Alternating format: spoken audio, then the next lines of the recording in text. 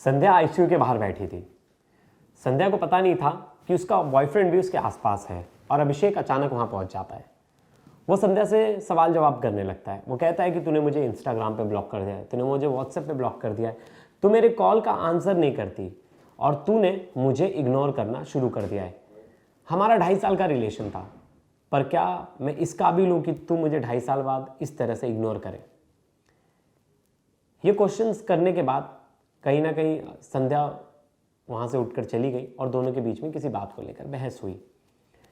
इसके बाद अभिषेक यही नहीं रुका। अभिषेक के सर पर सनक सवार थी। वो ये सहन नहीं कर पा रहा था कि कोई उसे ब्लॉक कैसे कर सकता है, कोई उससे बात कैसे नहीं कर सकता। उसने फिर चाकू निकाला और संध्या के ऊपर एक नहीं, दो नहीं, कम से कम 10 से ज़्यादा वार किए और उसके ऊपर बैठ गया और चाकू से इतना ज़्यादा हमला किया कि उसकी जगह पर ही मौत हो गई। फिर खुद को भी मारने की कोशिश की, लेकिन उसमें सफल नहीं हुआ और वहाँ से भाग निकला। जिसके बाद ये सीसीटीवी फुटेज हर किसी ने देखा और हर किसी में दहशत फैल गई। वहाँ कम से कम 15 से ज़्यादा लोग थे आसपास, लेकिन किसी ने भी हिम्मत नहीं की संध्या को बचाने की।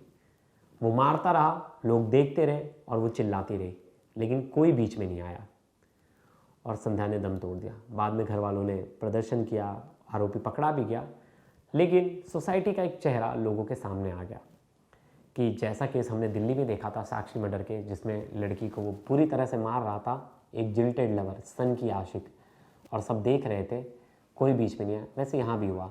तो क्या है ये पूरी मर्डर मिस्ट्री?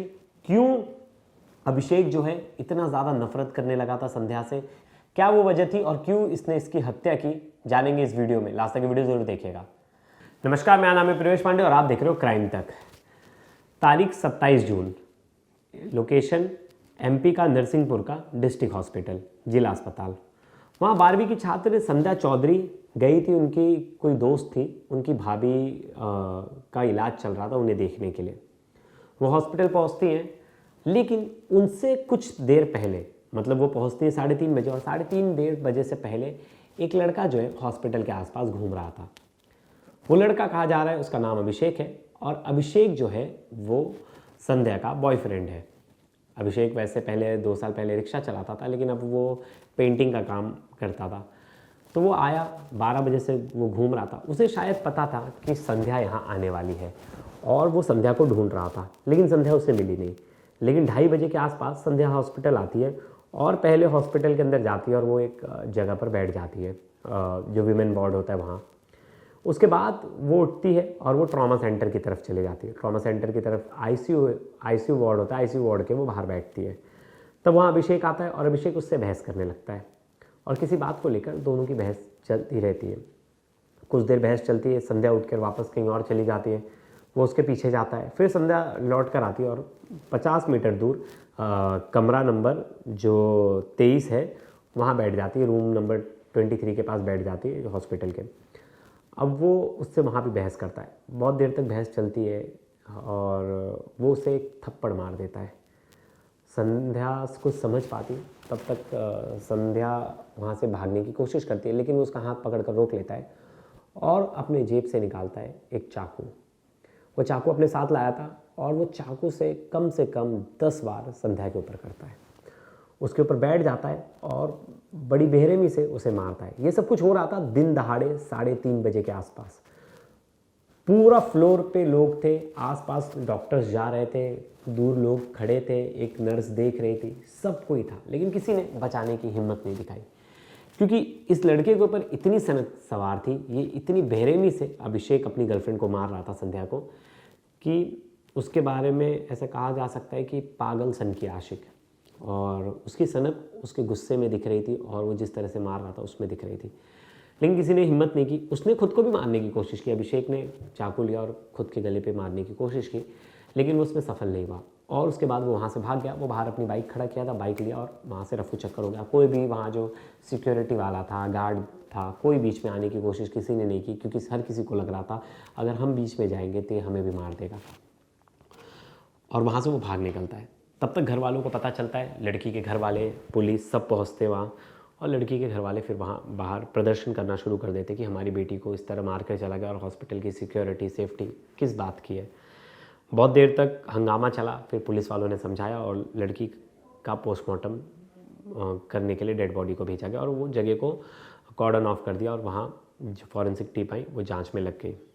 इस बीच बहुत सारे वहाँ गवाह थे और जो सबसे बड़ा गवाह था वो था सीसीटीवी कैमरा, जिसमें पूरी वारदात जो है कैप्चर हो गई थी। और एक डॉक्टर ने वो वीडियो भी बनाई थी, जब वो कत्ल कर रहा था उसकी वीडियो भी बनाई थी मोबाइल पे, और वो वीडियो 2-3 लोगों ने कैप्चर की थी। अब इसके बाद पुलिस वाले पीछे पड़ गए। पहले तो लड़के के बारे में पता लगाना था, तो लड़का सीसीटीवी में फुटेज में साफ साफ दिख रहा था, तो पता चल गया था कि ये अभिषेक कौशिक है, जिसकी उम्र 22 साल है। और जो मृतक लड़की है वो संध्या चौधरी है, उसकी उम्र 18 साल है और वो 12वीं की छात्र है। अब इन दोनों का एक दूसरे से क्या लेना देना था।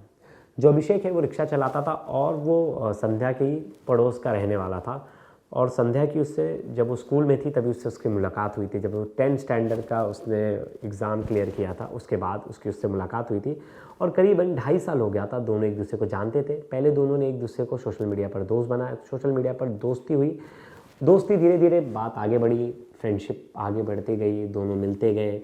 तब देखिए संध्या छोटी थी, 16 साल की उम्र रही होगी उसकी, और दोनों की दोस्ती चल रही थी। इसी बीच दोनों रिलेशन में आ जाते, बॉयफ्रेंड गर्लफ्रेंड, अपने रिश्ते को बॉयफ्रेंड गर्लफ्रेंड का नाम दे देते। अक्सर होता है कि बच्चे जब भी 10th पास करते कॉलेज डेज में बॉयफ्रेंड गर्लफ्रेंड की एंट्री हो जाती है। लेकिन कहीं ना कहीं जो अभिषेक था वो उससे 4 साल बड़ा था। अब इस बीच अभिषेक की भी उससे नज़दीकियाँ काफ़ी बढ़ गई थी। अभिषेक रिक्शा चलाता था और उसे रेगुलर मिलने आता था, उसे छोड़ता था उधर, उसे लेकर आता था। फिर क्या हो गया कि अब 2.5 साल बाद चीज़ें चेंज हो गई। अभिषेक को जब पुलिस ने पकड़ा तो अभिषेक ने बताया अपनी कस्टडी में कि संध्या ने मुझे धीरे धीरे हर जगह ब्लॉक करना शुरू कर दिया था। उसने मुझे इंस्टाग्राम पे ब्लॉक कर दिया था, उसने मुझे व्हाट्सएप पे ब्लॉक कर दिया था, उसने मुझे फेसबुक पे ब्लॉक कर दिया था, और वो मेरे कॉल्स को इग्नोर करती थी, और वो मुझे पता चला था कि वो किसी और लड़के से बात कर रही है। मैंने उसे एक बार समझाया भी, वो मेरी बात नहीं मानी। फिर मैंने वापस से समझाने की कोशिश की, उसने फिर से नहीं माना, और वो एक तरह से मुझे छोड़ना चाहती थी और वो मुझसे पीछा छुड़ाना चाहती थी। कहीं ना कहीं वो मुझे धोखा दे रही थी। ये देखिए अभिषेक का कहना है। अब अभिषेक की बात में कितनी सच्चाई है कितनी नहीं तो आगे इन्वेस्टिगेशन में पता चलेगा, लेकिन उसका ये पुलिस कस्टडी में उसने ये बयान दिया, जिसके बाद उसके ऊपर सनक सवार थी। वो उसे समझाने की कोशिश किया और वो चला गया उसे मिलने हॉस्पिटल, और उसे पता था कि उस समय वो हॉस्पिटल में होगी, और वो चला जाता हॉस्पिटल मिलने, और वहाँ वो उसे समझाने की कोशिश करता है, ऐसा उसका दावा है अभिषेक का। और वो जब, लेकिन संध्या जो है उससे दूरी बनाना चाहती थी, संध्या को उसके साथ नहीं रहना था। अभिषेक इतना उसके ऊपर भूत सवार था, इतना उसके ऊपर सनक सवार थी कि वो सोच ही नहीं पाया कि मैं जो कर रहा हूँ वो बहुत गलत है। अगर वो लड़की मेरे साथ नहीं रहना चाहिए तो मैं उसे छोड़ दूँ, क्योंकि उस लड़की पे ही एक ज़िंदगी डिपेंडेंट नहीं है। लेकिन अभिषेक ने अपनी ज़िद को उसने ज़्यादा बड़ा समझा। उसने सोचा कि कोई मुझे कैसे छोड़ सकता है। बहुत सारे मर्डर केस में हमेशा एक चीज़ बड़ी कॉमन होती है, जितने भी जिल्टेड लवर होते हैं ये अपनी हार नहीं मान सकते। मुझे लगता है अगर आपको किसी ने धोखा दे दिया या आपके साथ किसी ने गलत कर दिया, आपके पास बहुत अच्छा टाइम बचा है। 22 साल की उम्र थी अभिषेक की, आगे फिर से लाइफ स्टार्ट कर सकता था, अपने आप को चांस दे सकता था, क्योंकि किसी और के लिए आप उसकी जान तो ले रहे हो, लेकिन आपने तो अपना करियर बर्बाद कर लिया, आपने अपनी लाइफ बर्बाद कर लिया, पूरी ज़िंदगी जेल में रहना पड़ेगा।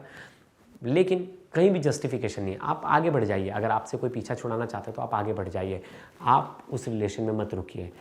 और संध्या की भी कुछ मजबूरी होगी, शायद अभिषेक बहुत ज़्यादा टॉक्सिक होगा, कुछ भी रीज़न हो सकता है वो दोनों के बीच का। अगर कोई किसी से आपसे अलग होना चाहता है तो आपको अलग हो जाना ही भलाई है, ना कि आपको उसका कत्ल कर देना।